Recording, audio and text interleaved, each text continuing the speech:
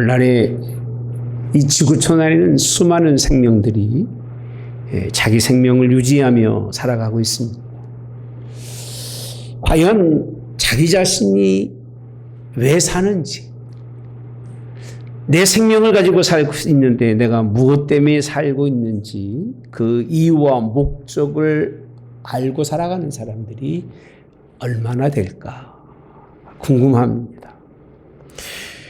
한참 전에 저희 어렸을 때에 그런 시인의 왜 사느냐고 묻는다면 그저 웃지요라는 할 말이 없으니까 삶이 힘들고 삶이 경쟁이고 욕심 때문에 삶이 부딪혀오는 그 아픔 때문에 그저 할 말이 없이 웃지요. 이 정답인 줄 알고 사람들이 매일 물어보면 왜 삽니까? 그러면 그저 웃지요라는 말을 많이 했는데 참 철없는 대답인 것이 아닌가 이런 생각을 합니다. 기독교인들에게 왜 사냐고 묻는다면, 제게 왜 사냐고 묻는다면 우리 기독교인은 단 한 가지로 얘기해야 됩니다. 하늘 소망 때문에, 영원한 삶 때문에 사는 거예요. 아멘. 여러분, 우리가 하나님 나라를 위해 살고 예수님의 구원 복음의 사역 때문에 우리가 인생을 사는 거지, 잘 살기 위해서, 길게 살기 위해서 사는 것은 아닙니다. 이 땅에서는 잘 사는 법도 없고 이 땅에서는 영원히 사는 법이 없습니다. 세월이 흘러가면 잘 못 살게 되어 있고 인생의 나이를 먹어갈수록 지체가 그걸 감당하지 못하게 되어 있는 게 원칙이기 때문에 우리는 이 세상에서 건강하고 잘 살고 평안히 살고 그런 삶보다는 하나님 영원한 나라, 그 나라에 가기 위해서 사는 것이기 때문에 기독교인들이 왜 사냐고 물어봤을 때 그 말이 툭툭툭 튀어나와야 돼요. 하나님 나라를 위해서, 예수님 때문에 하나님의 영광을 위해 산다는 우리 신앙의 고백이, 그런 우리의 삶의 목적이 분명해지기를 주님의 이름으로 오늘도 축복합니다.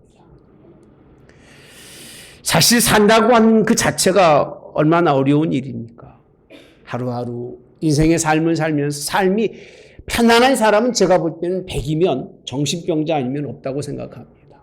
돈이 많아도 어렵고 건강에도 문제가 있고 불편해도 문제가 있고 돈이 없어도 문제가 있고 공평하신 하나님은 다 누구에게나 동일한 무게의 고난을 허락하셨으리라고 난 믿습니다.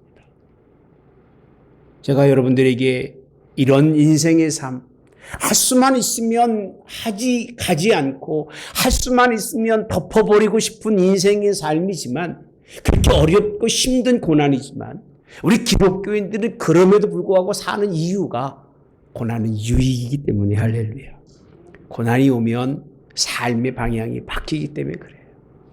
삶의 방향만 바뀌는 것이 아니라 삶의 방향을 바뀔 수 있도록 하나님이 들려지는 말씀이 귀에 들려지는 거예요. 창조의 말씀, 생명의 말씀이 귀에 들려지면서 그 길이 열려지는 것, 그래서 고난은 유익이라 했습니다. 지난주 말씀 기억하십니까? 고난은 영화라고 했습니다. 고난이 영화다. 고난이 영광이라는 겁니다. 그래서 예수님이 그 고난의 잔을 우리에게 같이 마시기를 원하는 것. 고난을 두려워하거나 염려하지 말고 고난이 영화예요. 영광이 되게 하는, 하나님이 하나님 되게 하는 것이 고난이라고 하는 것을 통해서 우리에게 그 일을 이루신다고 하는 말씀 함께 나누었는데, 오늘 같은 연장선상에서 오늘 시편 118편의 말씀을 여러분들과 함께 나누기 원합니다. 제가 읽어보니까요, 저는 그냥 간단하게 17절, 18절 말씀만 생각하면서 준비했는데, 와, 이런 보화가 여기 있을 줄이야. 이런 하나님의 말씀이 여기에 있어서 오늘 우리 속에서 어떤 역경 속에서도 살 수 있는 말씀이 여기 잘 기록되어 있는 것을 바라보면서 한 주간 내내 그 기쁨 속에 제가 얼마나 감사했는지 몰라요. 예. 고난 가운데 고난이 무엇인지를 설명해 주고 있고, 고난 가운데서 어떻게 승리할 것인지를 말씀해 주고 있는 겁니다.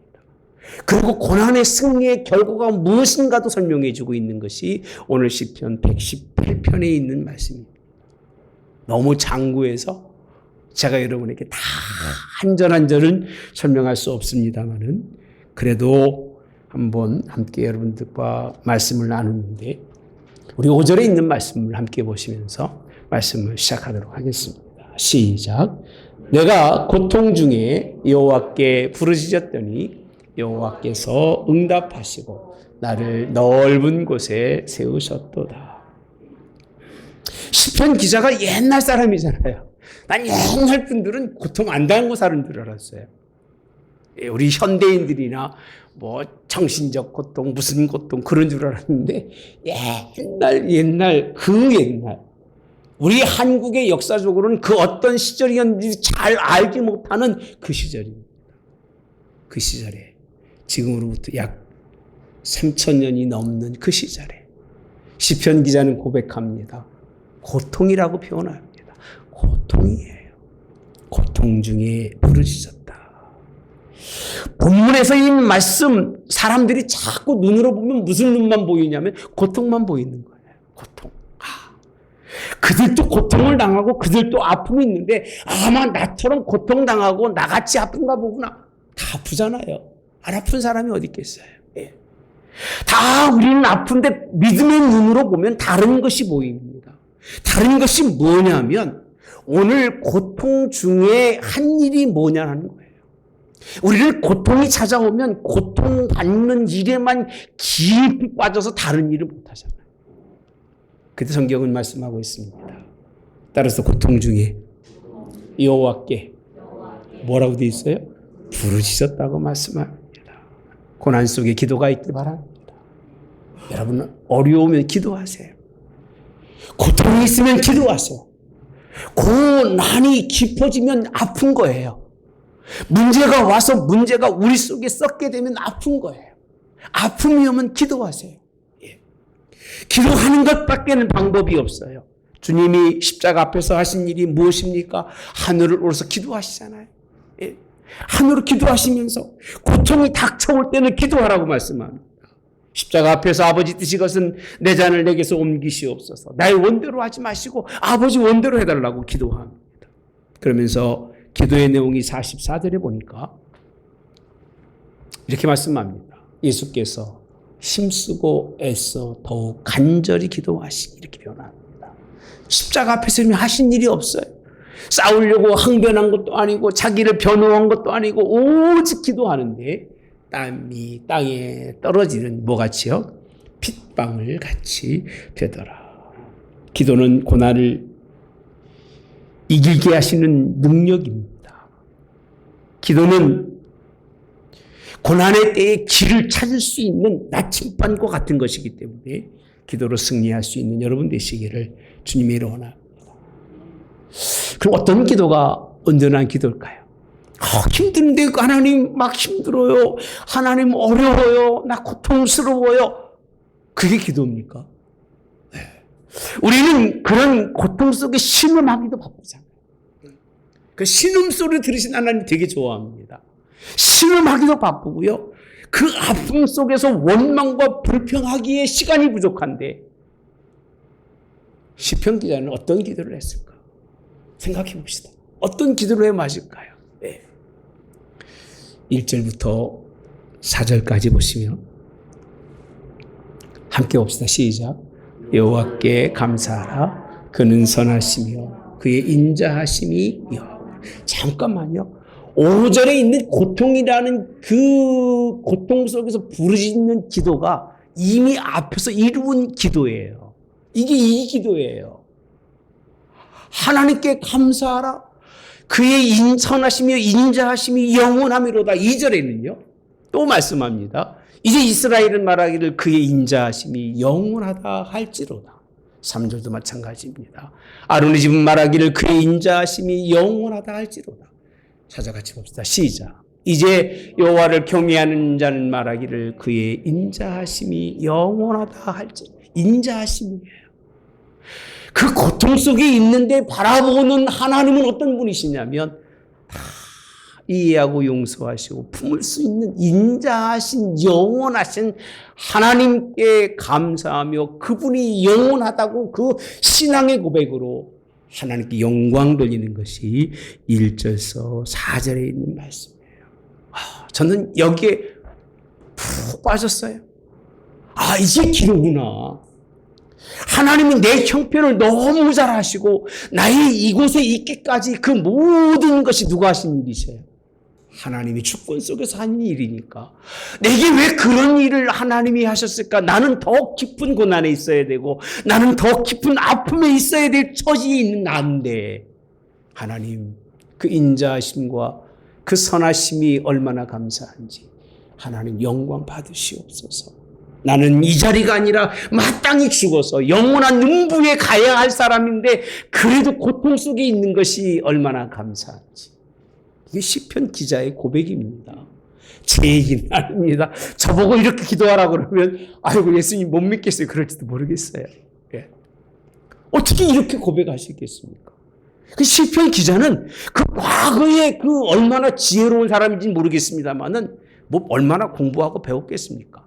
다윗의 시라고 하는 사람도 있고 뭐 여러 가지 그런 말씀은 있습니다만 사랑하는 성도 여러분들 하나님께 영광을 구하는 기도가 있기를 주님이 원합니다. 이런 기도가 있어야 이런 답이 옵니다. 6절에 가보십시다. 합당한 기도에 응답하시는데 여호와는 내 편이시라 이렇게 표현합니다. 아멘. 이 말씀 좋아하잖아요. 언제 어떻게 왜 하나님이 내 편이 되는지를 모르는 거예요.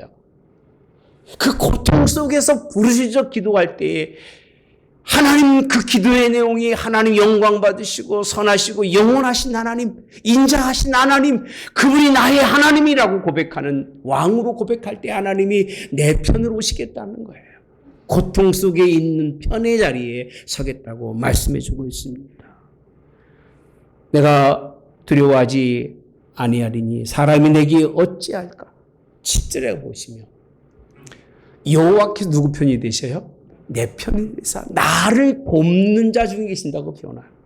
그 고통 속에 있는데 하나님만이 내 편이시고 하나님만이 나를 돕는 자 중에 계신다고 표현하고 있어요. 저 여러분들에게 목회하면서 꼭 한 가지 부탁드리고 싶은 것은 사람을 자기 편으로 삼지 마세요. 망합니다. 나도 망하고 그 사람도 망할 거고 그 지점이 망하게 돼 있어요. 그럼 편이 나눠져 가지고 나중에는 척척 갈라집니다. 편을 나누는 것은 마귀의 일이고요. 우리는 오직 하나님 한 분 안에 그 편에 넘어가 있는 것이 우리의 삶인 걸 믿으시기 바랍니다. 저는 사람이 사람을 편으로 만드는 것을 정치라고 표현합니다. 교회는 정치가 있어서는 안 돼요. 가정이 정치가 돼서는 안 돼요. 가정은 정치하는 자리가 아니고 사랑하는 자리인 거예요. 교회는 정치가 아니에요. 내 편 나누는 게 교회가 아니에요. 나라도 그렇게 되면 안 되는 거예요. 그건 마귀가 하는 일이지 우리는 하나님의 편으로 서시기를 하나님이 여러분 편 되시되 그가 돕는 중에 계시는 역사가 있기를 주님이 원합니다. 이게 응답인 거잖아요. 내 응답하셨다는 거예요. 응답이 뭐냐, 뭘 해결해 주는 게 아니라 하나님이 내 편 되시는 거예요. 영원하신 하나님, 선하신 인자하신 하나님이 내 편이 돼서 나를 돕는 자 중에 계시는 것. 이것이 기도 가운데 있어질 하나님의 능력이요, 하나님의 힘인 걸 믿으시기를 주님이 원합니다. 제가 이렇게 기도하면 하나님이 응답하신다고 설명해 드려도 기도하는 사람이 많지가 않아요. 어려울수록 더 하세요. 힘들을수록 더 하세요. 할렐루야. 고통이 올수록 더 기도하세요. 아프다고 누워있지 마시고 힘들다고 주저앉지 마십시오. 하나님께 맡겨드리고 기도하십시오. 그러면 하나님이 내 편이 되셔서 우리의 형편과 우리의 고난의 상황을 살펴주시고 거기에서 벗어나게 하시며 거기서 세워가시는 분이 하나님인 것을 믿으시기를 주님의 이름으로 축복합니다. 기도합시다. 할렐루야. 기도하는 성도가 되시기를 주님의 이름으로 원합니다. 즉 그 중간에도 하나님의 말씀이 쭉 있습니다만 다 볼 수가 없습니다.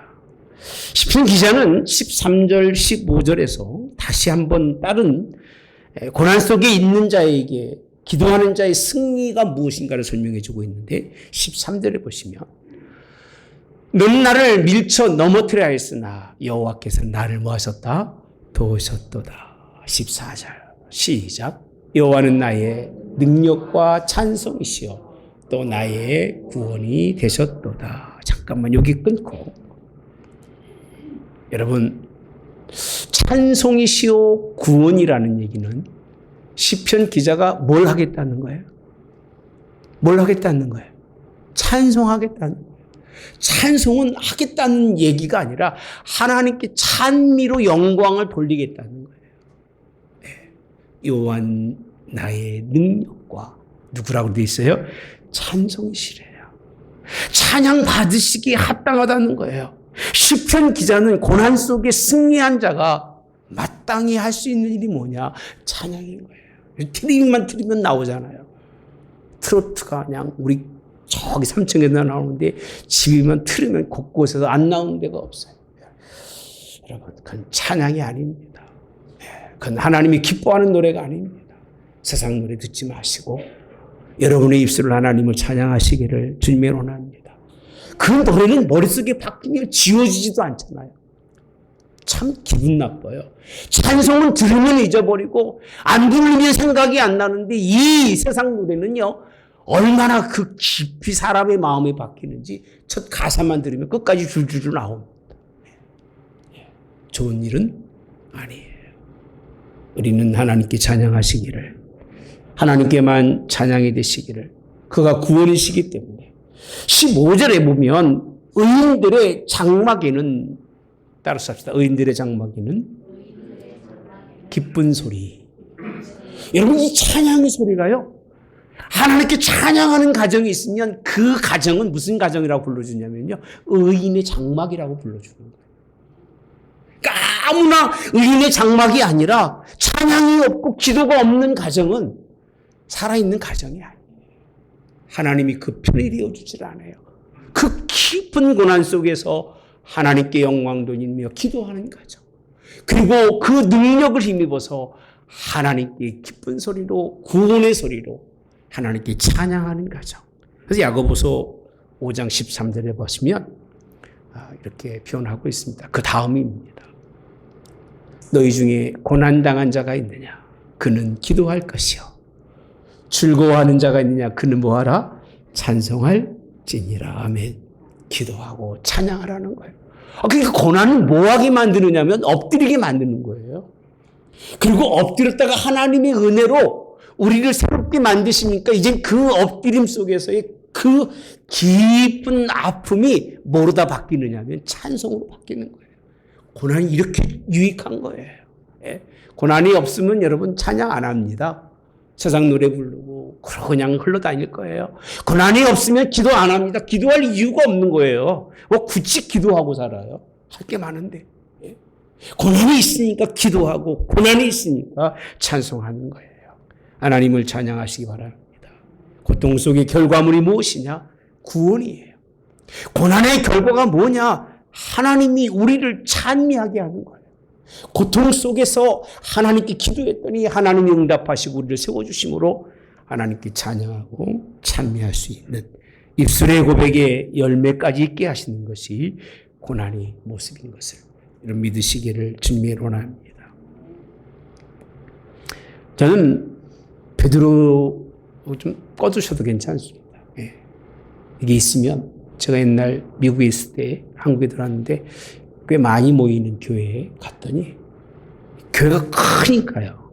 몇천 명 모이는 교회에 설교를 하는데 이 옆에 있는 화면이 이거보다 2개는 클 거예요. 그리고 양쪽에 세워놓고 제가 설교하는데 눈이 하나도 안 맞아요. 어디서 다 보이느라고? 여기 멀으니까 안 보이니까 다 이 화면 쳐다보느라고 내가 설교를 누구 하고 오는지를 모르겠더라고요. 나 그렇게 이질감 느껴본 적은 진짜 어렵더라고요. 저는 눈이 맞아서 눈과 눈이 맞는 그 지점에서 뭔가 그 리스판스, 뭐가 튀겨야 되는 건데 다 양쪽 쳐다보고 있으니까 설교를 누구 보고 오는지 모르겠어요. 우리 교회 참 좋은 교회예요. 아멘. 좀 이렇게 꺼져도 괜찮다는 말씀 드리는 겁니다. 베드로 사도가 이렇게 고난에 대해서 정말 너무 많이 깨달은 사람이에요. 베드로가. 뭐 다 볼 수는 없고요. 4장 13절에 가보시면 너희가 그리스도의 고난에 참여하는 것으로 뭐하라? 즐거워하래요. 근데 그 이유가 뭐냐면 그의 영광을 나타나실 때라고 되어 있어요. 고난이 뭘 주는 거예요? 영광을 나타나게 하는, 영화라고 하는 것이 지난주 말씀에 고난이었기 때문에 그때가 되면 영광이 나타날 때에 너를 뭐하고? 즐거워하고 기뻐하게 함이라 라고 표현합니다. 14절 쭉 읽어볼게요. 그냥 내가 그리스도 이름으로 치욕을 당하면 뭐가 있다? 복이 있는 자로다. 영광의 영이라고 표현합니다. 하나님의 영이 너희 위에 계신대요. 베드로가 바라보고 있는 고난의 개념이 예수님이 요한복음에서 말씀하고 있는 내용과 굉장히 일치를 해요. 15절에 가서 보시면 너희 중에 누구든지 살인이나 뭐 도둑질이나 악행이나 남의 일을 간섭하는 자로 고난받지 말으라고 얘기해요. 그건 고난이 아니에요. 16절. 만약 그리스도인으로 고난받으면, 그런 일 때문에 고난받으면 안 되는 일이지만 그리스도로 말미암아 고난받으면 뭐하지 말고 부끄러워하지도 말래요. 자꾸 우리는 고난받으면 부끄러워하고요. 고난받으면 내가 무슨 신앙에 문제 있나 이렇게 생각합니다. 너무 이상해요. 그러니까 나는 미국에서 목회할 때 하나님이 저를 아프게 하거나 무슨 문제가 있어서 그렇게 되면 사람들이 고난이 뭔지는 모르니까 다 축복받고 살아가는 게 은혜인 줄 알으니까 그럼 하나님 영광 가릴 것 같아서 하나님 웬만하면 이들 앞에서는 좀 그게 안 보였으면 좋겠습니다. 그랬습니다. 아마 그래서 하나님이 제 삶을 바꾸셨는지 몰라요. 그 이름으로 하나님께 영광을 돌리라고 말씀하시면서 19절에 가보시면 시작. 그러므로 하나님의 뜻대로 고난을 받는 자들은 또한 선을 행하는 가운데 그 영혼을 미쁘신 창조주께 의탁할지어다. 이거 다 볼 수가 없어서 그렇지요. 한번 집에 가서 읽어보시면 베드로가 알고 있는 고난과 그 고난의 깊은 뜻이 얼마나 큰지, 즐거움과 영광과 비교하고 있는 것이 고난입니다. 그 영광의 나라가 임할 때의 즐거움과 그 영광의 이 나라가 임할 때 기쁨이 얼마나 큰지를 분명히 말씀해 주시면서 이런 일로는 고난받지 말아라. 세상 살아가면서 욕심으로 자의적으로 하는 일로는 고난이라고 치고 있질 않아요. 고난 받지 말아라. 그리스도로 말미암아 선한 행하는 가운데서 얻는 고난이 얼마나 큰지를 말씀해 주시는데, 여러분 이런 고난 속에서 승리자가, 따라서 합시다. 찬양한다. 입술에 찬양이 좀 붙어 있기를 주님으로 합니다. 입만 열으면 찬양. 할 찬양이 없으면 안 됩니다. 입만 열으면 하나님께 찬양할 수 있는 여러분 되시기를. 이 시편 기자의 말씀 가운데 주목할 것이 하나가 있습니다. 고난의 결과가 뭔가라고 했을 때 17절에 보면요. 내가 죽지 않고 살아서라고 되어 있습니다. 고난으로 죽는 법은 없어요. 따라서 합시다. 고난으로 죽는 법은 없다. 육은 혹시 죽을지 모르지만 우리 영은 죽지 않아요. 아멘. 고난을 통해서 죽는 일은 없어요. 그래서 17절 죽지 않고 살아서 여호와께서 하시는 일을 선포라고 되어 있습니다. 시편 기자는 하나님이 고난 속에서 곧 죽고 힘들어서 끝날 것 같았지만 죽지 않고 살아서라고 되어 있어요. 뭘 선포한다고요? 여호와께서 하시는 일을, 그 하시는 일을, 왜 내게 하나님이 그런 일을 이루셨는가를 뭐 한다고? 선포한다고 말씀하시고 18절에 이어서요. 나를 심히 경책하셨어도 이렇게 되어 있습니다. 어디에는 죽음에 넘기지 아니하셨다고 되어 있어요. 얼마나 신비로운 말씀인지 모릅니다. 고난은 죽을 것 같잖아요. 곧 죽을 것 같은 고난인데도 불구하고 죽지 않고 산다는 거예요. 고난을 통해서 죽지 않고 살고 오히려 살아서 여호와 일을 선포하는데, 나를 경책해서 고난 가운데는 있어도 죽음에는 결코 넘기지 아니하시겠다고 하시는 것이 본문에 있는 말씀. 이 말씀의 깊은 뜻은 영원한 삶을 허락해 주시고, 영원한 삶만이 아니라 정말 믿음으로 받는 고난의 사람은 그 고난의 것을 가지고 결국은 그 일을 통해서 하나님의 나라를 선포하는 데 쓰여진다는 겁니다. 사도 바울이 그런 것처럼 그가 큰 고난 속에 있었지만 늘 그 하나님의 복음의 전달자로 하나님이 그를 통해서 이방인이 구원을 이루신 것처럼 오늘 우리 기도와 찬양에 이어서 하나님의 복음의 전달자가 되시기를 주님으로 원합니다. 어떤 사람이 과거에 참 고난이 아니라 그릇된 인생을 살다가 개과천선해서 열심히 사는 사람이 됐어. 그랬더니 교회에서 하는 얘기가 그런 이야기를 좀 해줬으면 좋겠다. 그래서 제가 그랬습니다. 하지도 말고 끊이지도 말아라. 하나님의 영광을 위해서 받은 고난이라면 혹이 가능할지 모르지만 내 인생에 그릇되이 가다가 그 그릇된 것을 하나님의 의를 위해서 쓴다고 나의 과거에 그 잘못된 것을 바꿔서 개과천선했다고 그것을 선포하는 것은 그건 하나님이 세상이 요구하는 일이고 그냥 일회용으로 씌워먹는 일이지 하나님 그렇게 하지 않는다. 너희 부끄러운 것을 부모가 감추어주지 드러내는 부모가 어디 있겠냐. 하나님은 그 부끄러운 것들은 다 가리게 하시지만 할렐루야. 정말 참 의의 믿음의 고난을 하나님이 그 역사를 통해서 그를 이루어간다고 하시는 사실. 여러분 우리는 사망에 이르지 않습니다.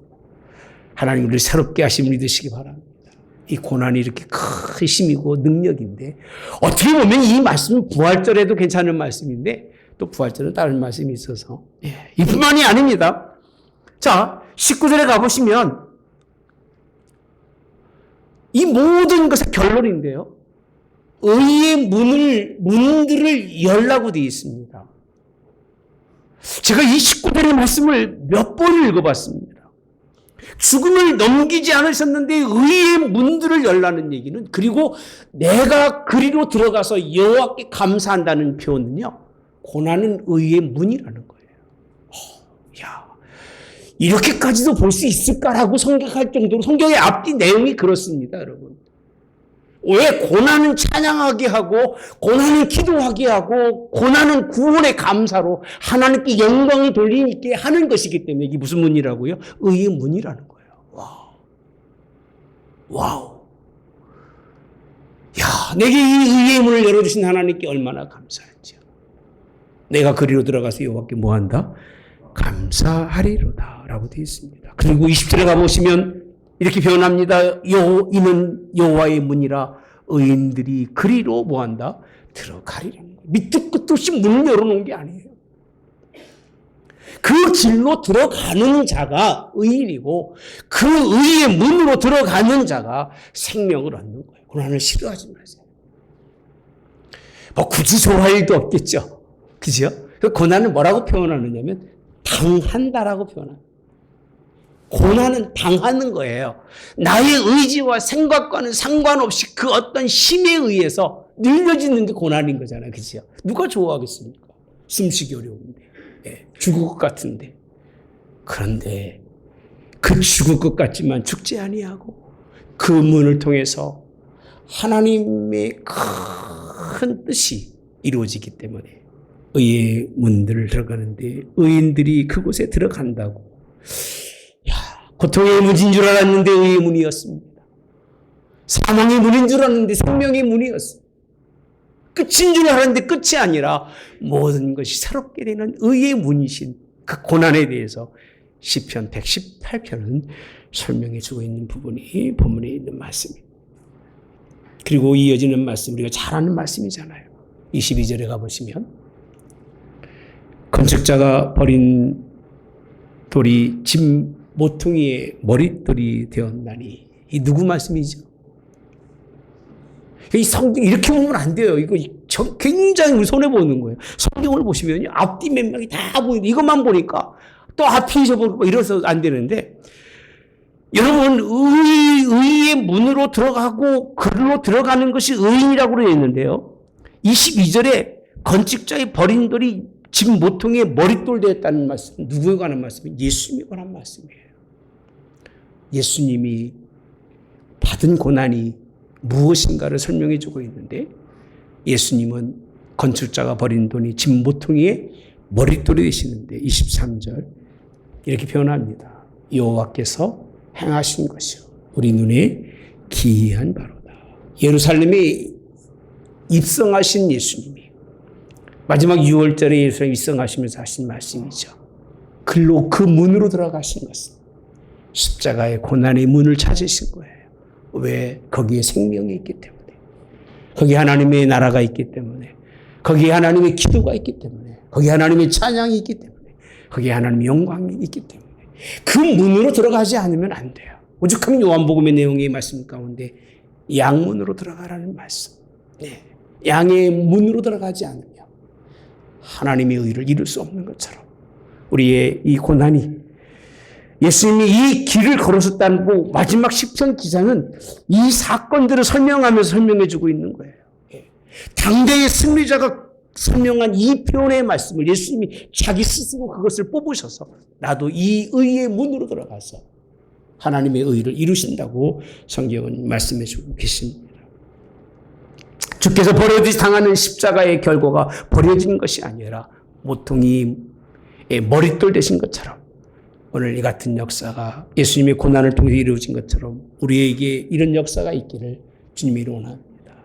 24절에 가보시면 더 기가 막힌 말씀입니다.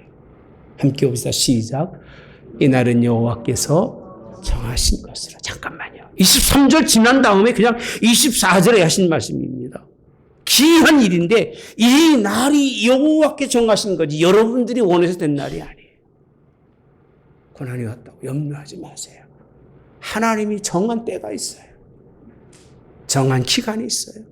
그 정하신 것이기 때문에 이날에 우리가 오히려 기뻐하고 즐거워할 수 있기를. 25절에 말합니다. 이 모든 걸 통해서 여호와여 구하옵나니 구원하소서. 이 여호와여 우리가 구하옵나니 이제 뭐하게 하소서?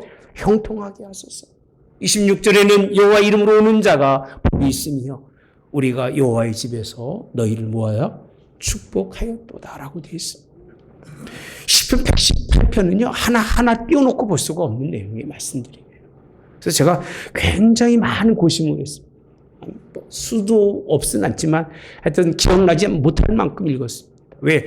1시간 안에 짧게 설명해 드려야 되기 때문에 어떤 연관성이 있는지 제 머릿속에는 있지만 다 풀어낼 수 있는 시간이 안 되기 때문에 분명한 건 이겁니다. 고난이 복이에요. 고난이 축복이에요. 할렐루야. 고난이 여러분들이 형통하게 하고요. 고난이 여러분들이 그 믿음의 신앙의 바닥을 단단히 쌓아가는, 이 고난이 없는 가정은 후손이 안 됩니다. 묘한 말입니다. 고난으로 기초가 단단히 쌓아지지 않는 가정은요. 오죽하면 우리 옛 어른들이 젊어서 고생은 돈 주고 사서라도 시킨다고 하잖아요. 그 의미가 있는 거예요. 풍족하고 넘쳐서 그냥 필요 충족 다 채워준 그런 가정의 자녀들은 의와 기쁨이 뭔지 모르고요. 감사가 뭔지 몰라요. 매번 달라고 하고 매번 원망하고 매번 불평하지만 신앙도 똑같아요. 하나님이 그저 필요한 대로 막 채워주는 가정은요. 다 불평하고 원망하고 그리고 살아가요. 그러나 정말 예수 그리스도로 말미암아 깊은 고난에 처했던 가정은요. 하나님이 그를 통해서 구원의 역사를 이루시고 형통하게 하시고 할렐루야. 복 있게 하시고 하나님이 축복하셔요. 고난이 축복입니다. 아멘. 이 문에 들어오는 사람들은 다 복이 있는 거예요. 이 의의 문을 찾는 사람은 그 모든 사람들이 하나님의 축복의 백성입니다. 고난의 십자가가 복인 것은 우리는 다 압니다. 십자가로 들어가서 부활의 문으로 나온다는 것은 너무나 잘 알고 있는 일입니다. 이 길 걸으시기를 주님이 원합니다. 오죽하면 사람들이 많이 찾는 길 찾지 말고 좁고 협착한 길을 찾으라고 말씀하신 주님. 그 길이 고난의 길인데 그 길을 통해서 영원한 나라가 우리에게는 영원한 기쁨과 즐거움을 주실 것이고 우리가 기도하는 기도 속에 하나님이 응답하십니다. 우리의 입술의 찬양을 하나님이 받으시는 역사가 있을 줄 믿습니다. 이 시편 118편이 여러분의 말씀이 되시기를 축복합니다.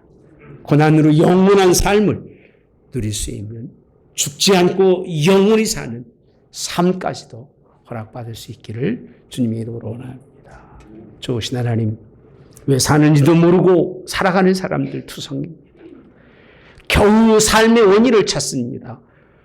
그저 놀고 그저 먹고 마시고 그저 이 세상 살아가면서 뭔가를 채우는 것으로 찾지만 그리스도인들은 다릅니다. 버리고 또 버리고 또 버려서 자신 스스로를 고난 가운데 하나님이 그 고난을 당하게 하심에도 불구하고 기도하기를 주저하지 아니하고 승리하게 하시면 자랑보다는 찬양하기를 주저하지 아니하며 하나님께 영광을 돌리고 하나님이 고난 가운데 잠시 벗어나게 하면 그땐 하나님을 찬양하며 그 영광의 일을 선포하는 하나님의 백성들로 우리를 불러주시니 얼마나 감사한지 이 의의 문을 통과할 수 있게 도와주시고 이 생명의 문을 우리는 통과해서 영원한 생명 얻는 예수님께서 그 문을 통해서 우리를 살리신 것처럼 우리도 그 문을 통해서 영원히 사는 이 고난의 문을 통해서 생명, 참 생명으로 하나님 앞에 정말 영원히 사는 주의 백성들 되도록 인도하시고 축복하여 주시옵소서. 지금은 우리 주 예수 그리스도의 은혜와 하나님 아버지의 극진하신 사랑하심과 성령의 교통 내주 역사하심이 함께 하심이 왜 사는지를 분명히 알고 하나님을 따라 의의 문 들어가서 그 문을 통해서 형통하며 복되기 원하는 성도들 모두 영원히 함께하여 그 의가 모든 믿음의 가정들에게 이루어지게 하옵기를 성부와 성자와 성령의 이름으로 축원하옵나이다. 아멘.